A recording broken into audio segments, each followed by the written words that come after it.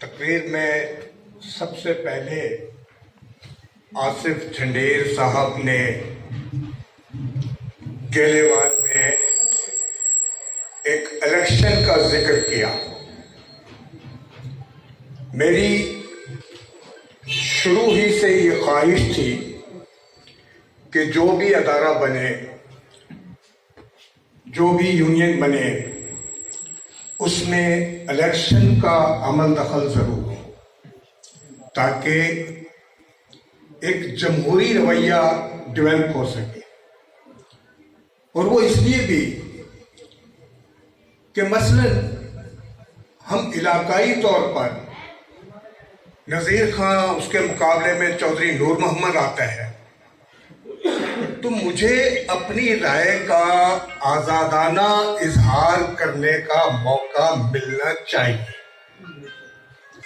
کہ میں نذیر خان کو پسند کرتا ہوں یا چودھری نور محمد کو پسند کرتا ہوں۔ اور دنیا میں یہ چیز رائج ہے کہ اس کو انتہائی خفیہ بیلٹ کے ذریعے طے کیا جاتا ہے، اور یہی ہمارے ملک میں بھی رائج ہے کہ انتخاب ہوتے ہیں، اس میں آپ نشان لگاتے ہیں، اندر جا کے پرچی پر کسی کو پتہ نہیں لگتا، کیونکہ ہمارا معاشرتی سٹرکچر اس قسم کا ہے۔ اور یہ صرف ہمارا ہی نہیں ہے، امریکہ اور یورپ میں بھی یہی سلسلہ ہے کہ وہاں پر بھی اگر کسی کو پتہ لگ جائے کہ جی آپ نے ووٹ جو ہے بجائے نور محمد کے اور بجائے نذیر احمد خان کے چودھری حبیب کو دیا، تو وہ کہے گا اچھا تو سب کو نہیں دیتا نا، ٹھیک ہے۔ تو اس رویے سے بچنے کے لیے یہ ایک بہتر طریقہ تھا کہ الیکشن کرایا جائے۔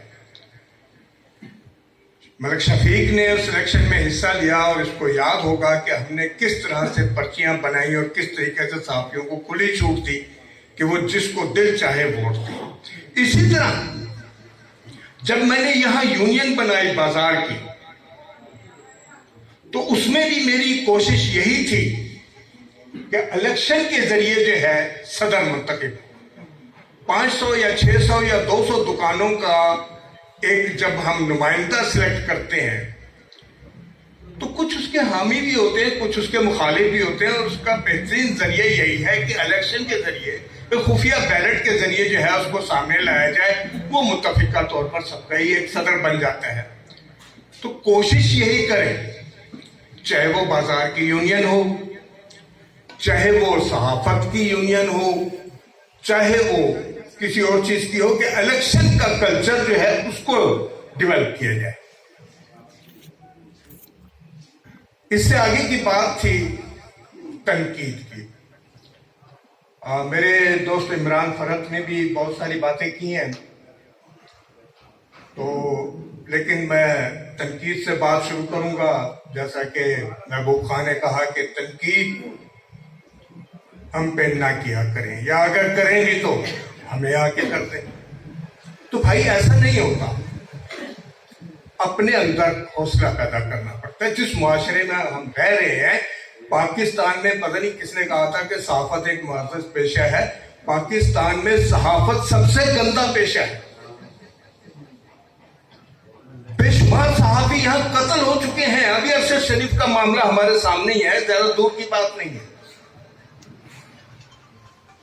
اس کی وجہ کیا تھی اس کو چھوڑ دیتے ہیں، لیکن پاکستان جیسے ملک میں جہاں جمہوری رویے، جمہوری کلچر ڈیولپ ہی نہیں ہو سکا،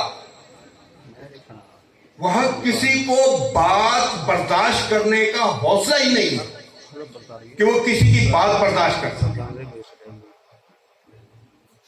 جیسا کہ ابھی محبوب خان نے یہ بات کہہ دی کہ جی ہمیں آپ ڈائریکٹ فون پر بات کہہ دیا کریں۔ بھائی اگر سب کے سامنے آپ کو کہا جا رہا ہے تو اس میں خامی کیا ہے، بری بات کیا ہے؟ بہادر وہی شخص ہوتا ہے جو اپنے اوپر تنقید کو برداشت کرتا ہے۔ وہ انتہائی بزدل شخص ہے جو یہ کہتا ہے جی لوگوں کے سامنے مجھے یہ بات نہ کریں، کیونکہ اس کے پاس جواب دینے کا حوصلہ نہیں ہوتا۔ اور جب تک آپ کے اندر جواب دینے کا حوصلہ نہیں آئے گا، جب تک لوگوں کو فیس کرنے کا حوصلہ نہیں آئے گا، اس وقت تک آپ بزدل ہیں، آپ بہادر نہیں ہیں۔ تنقید بھی 3 قسم کی ہوتی ہے۔ تنقید برائے تنقید महबूब खां गंद है जी, उनकी मोछीले है जी, उनकी नाकी में है जी, उनका मुंह में। एक तनकीद ये होगी। एक होती है तनकीद बराए इस्लाह, कि आप तनकीद कर रहे हैं और उसके पीछे एक प्रोग्राम दे रहे हैं, देखें आपने ये काम गलत किया है, ये सही तरीका ये था, यूं भी हो सकता है। ये नहीं कि सिर्फ तनकीद कर दी। और एक होती है खुद तनकीदी, तीसरा जो इसका पहलू है। खुद तनकीदी क्या होती है कि जब इंसान अपने आप पर तनकीद करता है कि यार मैंने ये काम अच्छा किया, मैं लोगों से जरा राय तो दूं इसके बारे में, और फिर वो ऐसा ऐसा पूछता है। फिर वो ये नहीं होता कि वो सिर्फ महबूब खां से पूछे, नहीं, फिर वो अपने मुखालिफ के पास जाता है कि यार बताओ ये मैंने काम किया, ये कैसा है। जाहिर है महबूब खां तो ये कहेगा कि जी मामू आपने बहुत अच्छा काम किया, इस जैसा काम तो कोई कर नहीं सकता। महबूब वहां पर अपने मामू के साथ ज्यादती कर रहा है। अगर दो चार चीजें उसमें गलत है तो महबूब को फौरी तौर पर बताना चाहिए, मामू मेरे जहन में ये बात ऐसे थी, और मामू को भी तस्लीम करना चाहिए वहां पर कि हाँ यार ये तरीका यूं भी हो सकता था, तब कहीं जाके। तो भाई पाकिस्तान में मैं बात कर रहा था कि सहाफत सबसे मुश्किल है। मेरे भाई फरज साहब ने अभी इशारा किया था कि बहुत मज़्ज़त पेशे, नहीं, ऐसा नहीं है। सहाफत खासतौर पर दही इलाके में जो सहाफत होती है, मैंने तो तकरीबन मैं यहाँ 70 में आया था, मैं उस वक्त अमरोज से मुंसलिक था, तो उस वक्त से सहाफत कर रहा हूँ। मैंने उन्हीं खबरों के पीछे मार भी खाई, उन्हीं खबरों के पीछे मेरी चोरियां भी हुई, लेकिन मैंने उस सहाफत से लिया कुछ नहीं, सिर्फ एक नाम जरूर बना। लेकिन आज जो सहाफत हो रही है, आज जो 500 रुपए एडिटर को दे के अपना कार्ड बनवा के आ रहा है, आज जो 1000 रुपया दे के किसी को अपना कार्ड बनवा के आ रहा है और अपने सीने पर लिख रहे कि जी मैं सहाफी हूं, और सीधा वो थाने पहुंचता है और थाने जाके कहता है कि जी मैं सहाफी हूं। फिर उसके बाद जो सौदेबाजी होती है, ये यहां पर भी है, ये लोधरा में भी है, ये हर जगह पर। क्योंकि जब आपका मुआशरा करप्ट हो जाता है, जब आपके मुआशरे में तबाही आती है, तो फिर यही कुछ होता है कि हर फर्द करप्शन की तरफ जाता है, चाहे वो सहाफी हो, चाहे वो जज हो, चाहे वो जर्नैल हो, चाहे वो कोई भी, फिर वो करप्शन की तरफ जाता है। पाकिस्तान में हो क्या है, यही कुछ हो रहा है। तीसरी बात जो मैं इसमें करना चाह रहा था कि हम तमाम सहाफियों को ये जरूर देखना चाहिए। अल्लाह का शुक्र है कि हमारे प्रेस क्लब में जितने भी ये सहाफी हज़रात हैं, ये सब बाशऊर और पढ़े लिखे सहाफी हैं। इनमें कोई भी मतलब जाहिल मतलब नहीं है। इनमें कोई भी 500 रुपए दे के कार्ड बनवा के नहीं आया। इसमें से कोई भी थाने जाने वाला सहाफी नहीं है। ये मैं उन तमाम अपने साथियों को एक खराज तहसीन पेश करता हूं कि इनमें से कोई शख्स ऐसा नहीं है। ये जरूर मैं कहूंगा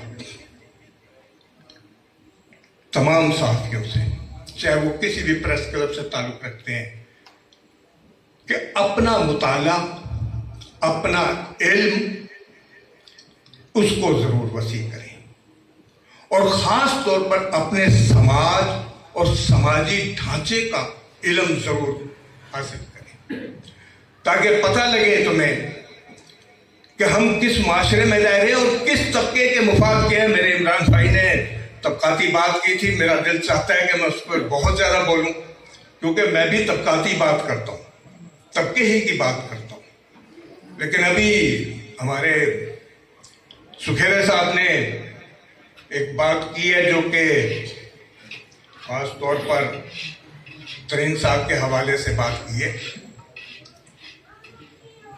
मैं एक वाक़या सुनाता हूं नज़ीर खान आपको, कि तरीन साहब से मुबाहिसा हो रहा था और वो मुझे बता रहे थे कि किस तरह से हम इक़्तिदार जो है वो निचली सतह पर मुंतकिल करेंगे।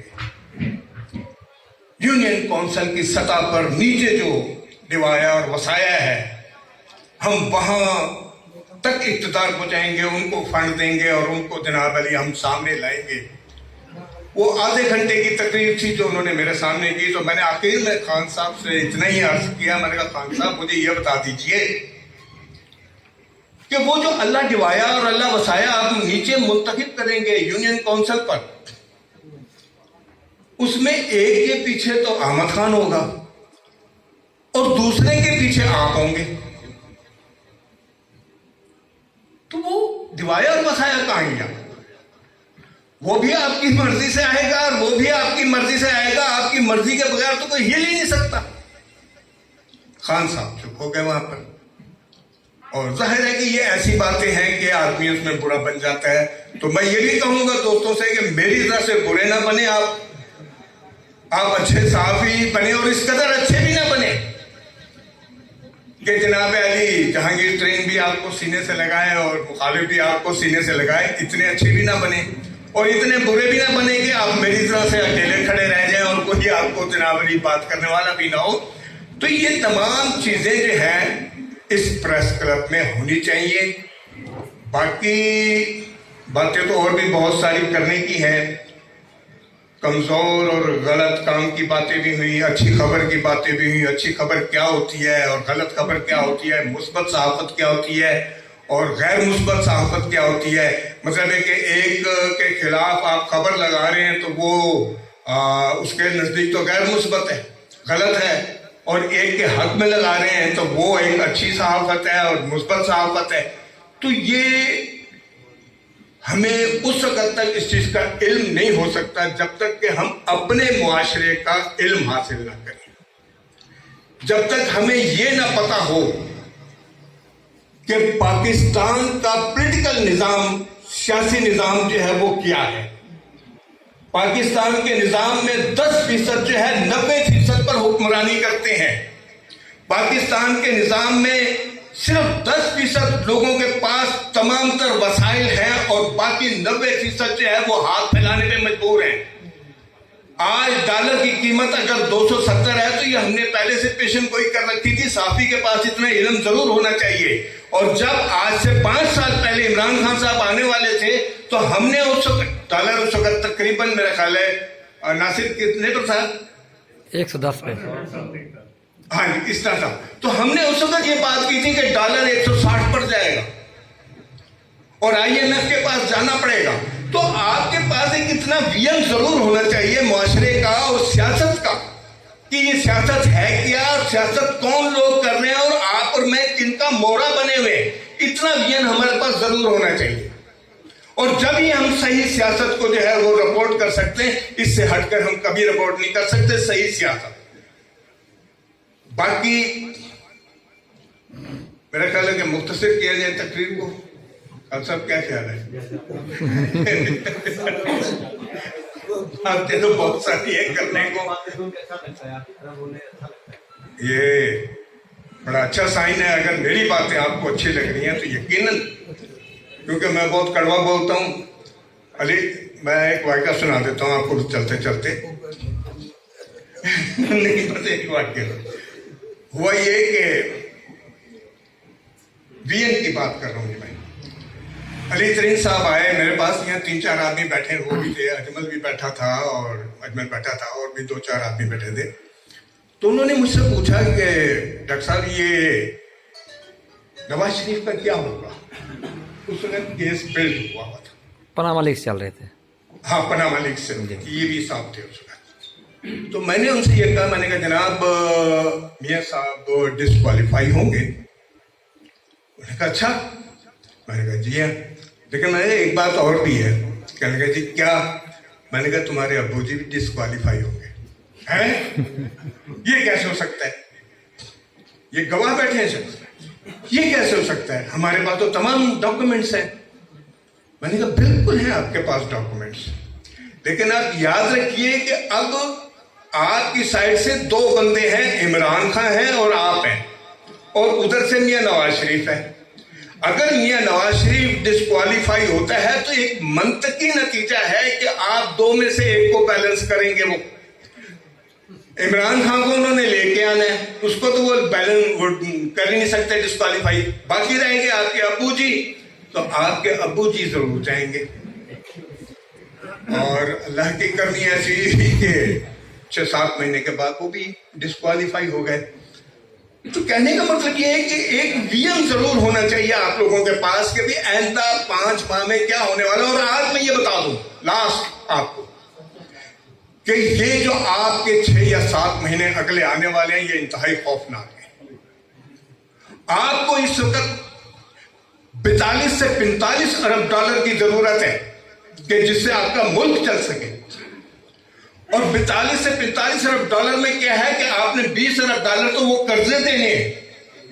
ये सहाफियों के लिए इंतहाई जरूरी है कि 20 अरब डॉलर वो कर्जे लेने जो देने हैं जो आप लिए बैठे हैं IMF से और दूसरे वर्ल्ड बैंक वगैरह से।